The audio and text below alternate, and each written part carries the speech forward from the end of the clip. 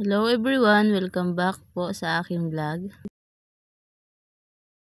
At tanghali na naman nga oras na para magluto ng ulam pananghalian. May lulutuin ay kaya magluto na tayo.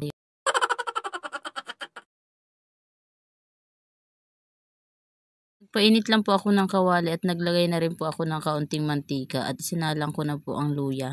At sinunod ko na rin po ang bawang. At antayin lang po natin mag golden brown ang bawang at luya. Nilagay ko na rin po ang tubig, ketchup at sugar. Pinaghalo-halo ko na sila. Tapos lagyan natin ng paminta.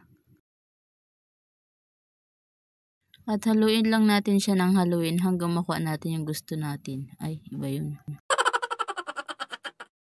At pagkakulo, ilagay na natin ang pinritong isda.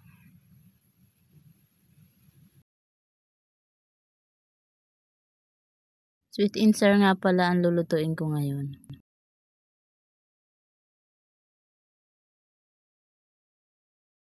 At lagyan na natin ng pampalasang asin,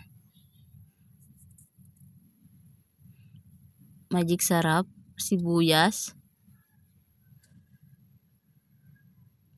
at bell pepper. At ilagay na rin po natin ang pineapple chunk, panimbang panglasa.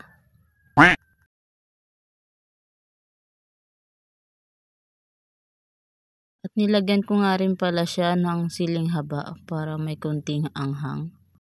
At okay na nga ni, kaya tikman ko na.